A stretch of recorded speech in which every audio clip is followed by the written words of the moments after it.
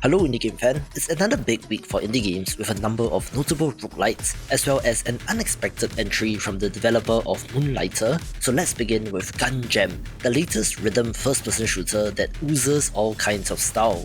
You have to shoot, dash and kick to the beat of the music. We are not clear on the structure of the game since the developer talks about 4 diverse maps, different playable characters and a variety of weapons, but stops short of mentioning whether it is a roguelite or not, but either way, it looks like a good entry.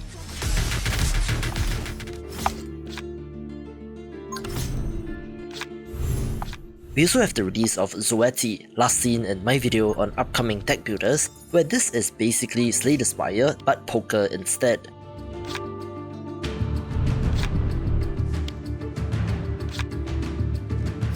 You draw from the classic poker deck and use poker hands to attack, which is combined with a relic system commonly seen in roguelites, having some gorgeous art as well, so hopefully, after a 5-month delay, it's ready for prime time.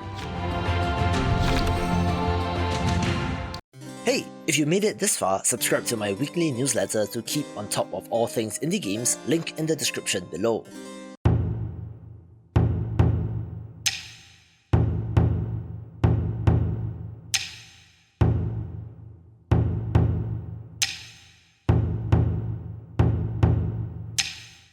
The first thing that got my attention about Thriving City Song is the watercolor art style and hand-painted visuals, being a city builder that looks to follow in the footsteps of games like Emperor: Rise of the Middle Kingdom.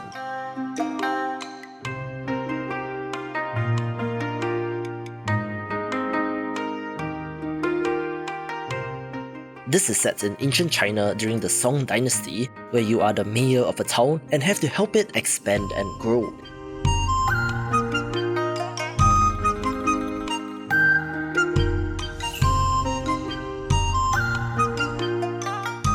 It looks like a very classic Impressions-style city builder, having to build roads and paths to buildings while managing various supply and production chains, looking pretty promising.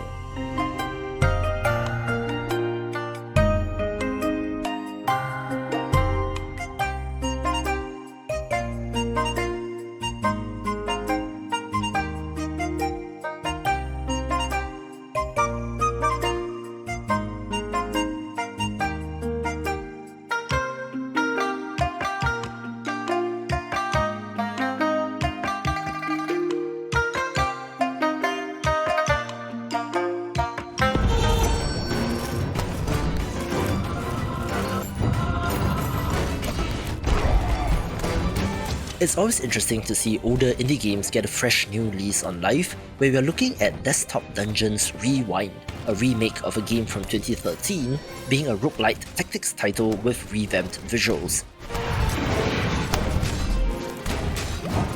You play as a party of adventurers, raiding dungeons to get loot in order to start your own kingdom, but refreshed and modernized 10 years later in 2023.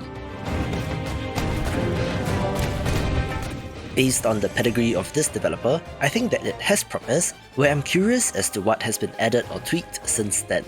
As I recall our ill-fated quest for eternal youth, I struggle on uncharted shores and our galleon shattered upon rocks. The scorching heat saps my strength. Relentless downpours are eroding my resolve. One of the most ambitious games of the week is Survival Fountain of Youth, another first-person survival title that has gotten a lot of interest, set in the 16th century where you play as an explorer shipwrecked on a mysterious island. It is part historical and part fantasy, where survival games have a funny way of exploding in popularity, so keep an eye on this.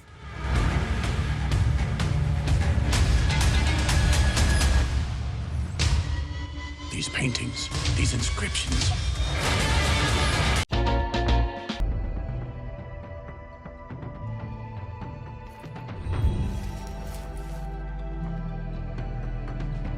A forge! With a blueprint, I should at least be able to craft something better than a rusty sword. Bigger games begin with Stray Blade, a title from a mid-sized developer and is published by 505 Games, being a third-person action-adventure title with some Souls-like influence, stopping just short of going full out with the whole stamina meter thing. It's quite pretty and looks decent, although I hope it won't be forgettable, so let's see if the developers can live up to the hype. Boji, I found something. With feeling? I can't wait to try this.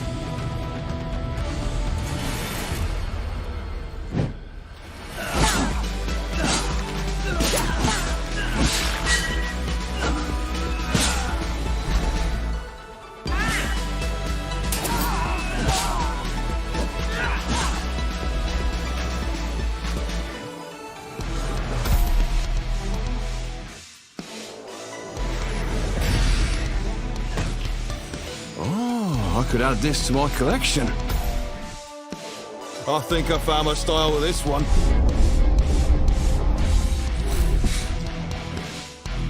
Oh my. You want to know what this is, right? Well, this behind me is an arcane forge. It was used by the LSE to create the most powerful weapons, armor, and more.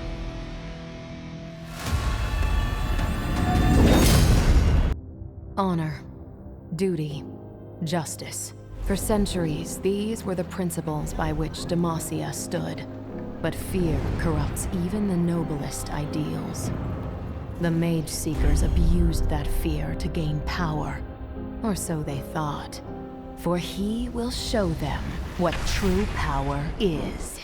Obviously, the Mageseeker, a League of Legends story, is not an indie game in the traditional sense since it is based on that IP, but it's being made by the developer of Moonlighter, an excellent action shopkeeping roguelite, so this is worth a mention, where this linear action-adventure title looks great and should not need prior knowledge of League in order to enjoy this.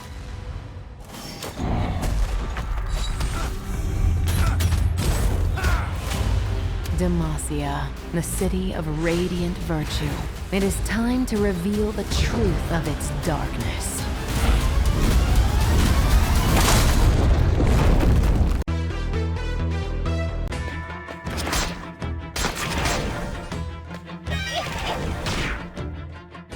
Smaller games begin with Arcana of Paradise, The Tower, a roguelike deck-building RPG with a minimalist art style, where it has quite a curious animation style with intentionally limited frames, looking kind of cool.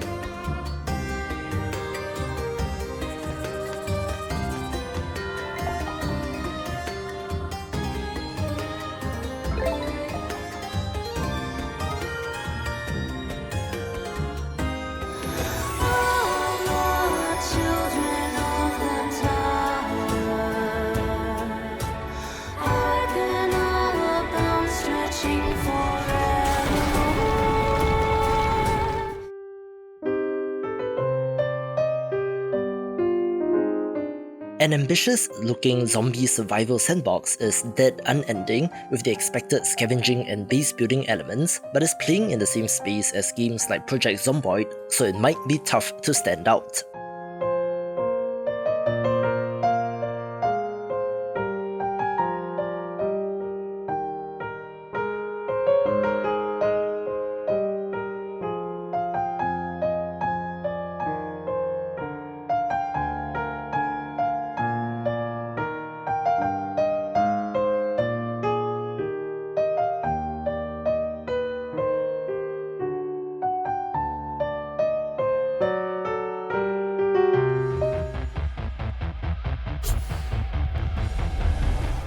Come on, you play as dinosaur mercenaries in this deck builder, so what's not to love?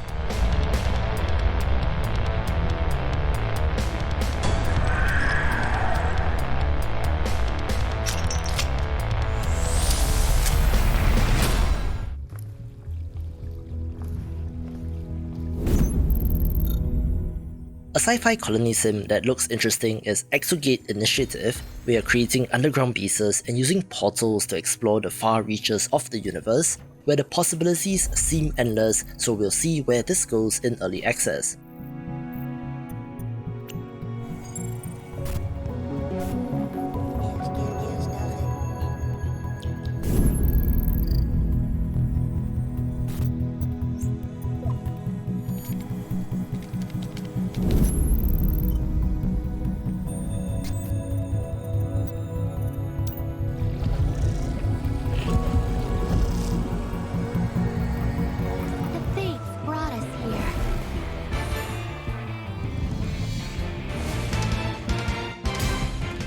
A game which mashes together two genres quite interestingly is God of Rock, mixing rhythm and fighting games, although the focus does seem to be on the rhythm aspect, but looks interesting nonetheless.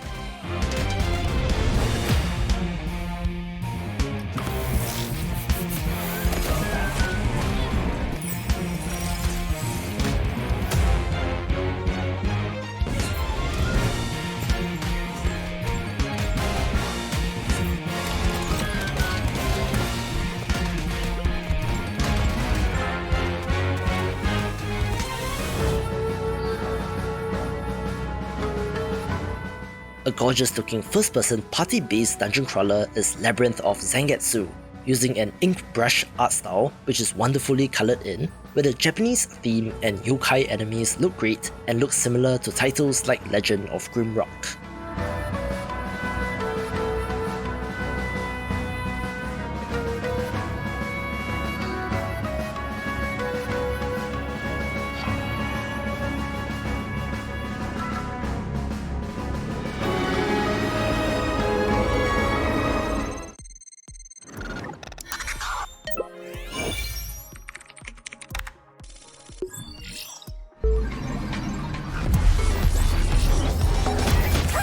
An interesting looking 2.5D roguelike platformer is Neon Echo, having anime and futuristic tech influences as well as electronic music, but it does come to us from a Chinese developer, so I hope the localization is good.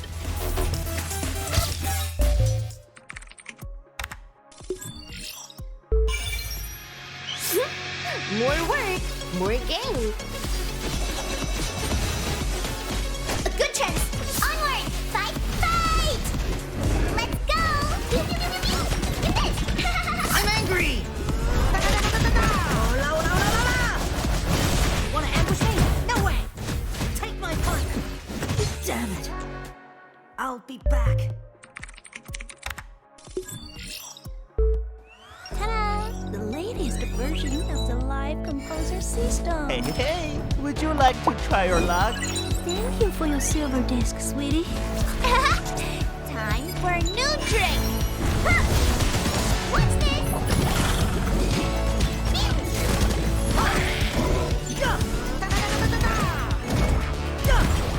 They were no match for me. Watch out, hat and dodge carefully. Just dodge. That's easy. Dodge the traps? Sounds funny. Good cooperation.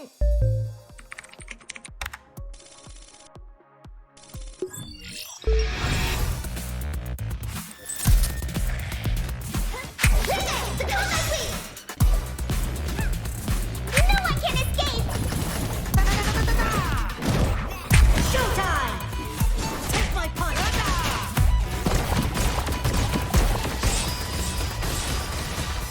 Just enough melody. Now begin. Break. Slash.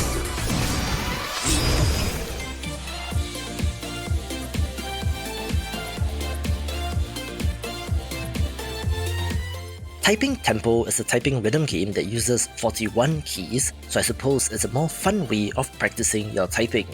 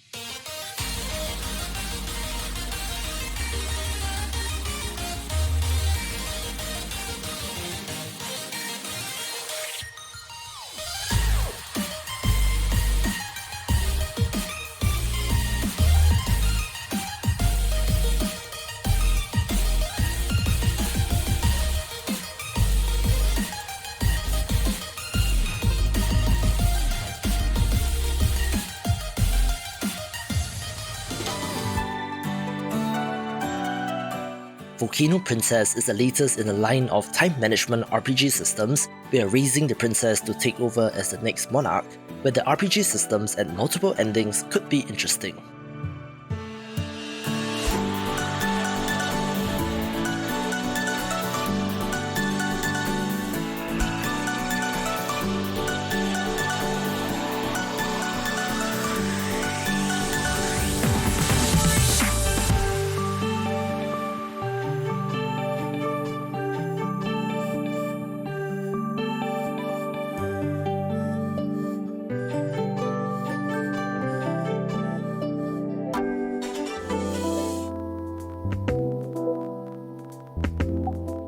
Let's kick off the top 5 with Coffee Talk Episode 2 Hibiscus and Butterfly, a barista simulator visual novel title set in an alternate fantasy version of Seattle and is the sequel to a game from 2020.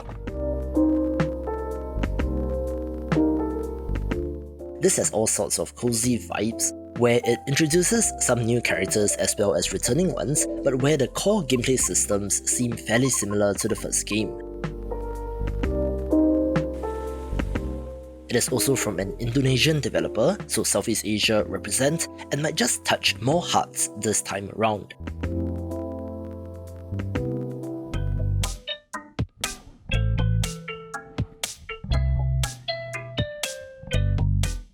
Another curiosity for the week is Haven Dock, a survival colony sim where you're building up and expanding a town which is floating on water.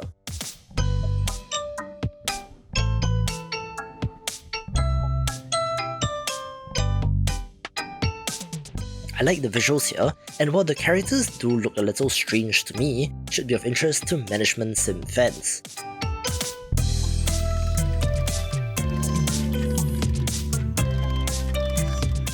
Oh, there's also underwater construction, which looks neat, where other games with this theme like Flotsam have done well, with this looking to build upon that legacy.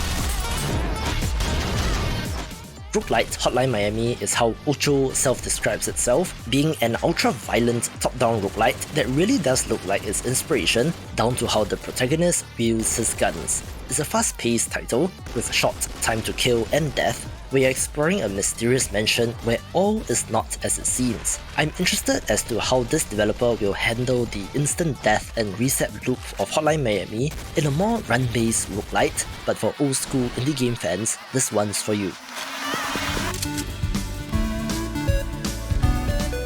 Unsurprisingly, one of my most anticipated roguelites gets top billing, and while this game looks like a platformer, your character is floating around on balloons, having more shoot-'em-up inspired combat. The developer has kindly given a reason as to why there is a roguelite run-based structure of this game, in that this kingdom within a mountain is caught in a time loop, adding a sense of mystery as our hero figures out how to break it. There are supposed to be secrets to uncover and the ever-present danger of a corruption chasing after you, where this has all the elements to be a great roguelite, which makes Beyond the Long Night of interest, where a special mention goes to Patreon member and indie game ultra fan Sean H, where you can find more roguelites in this video.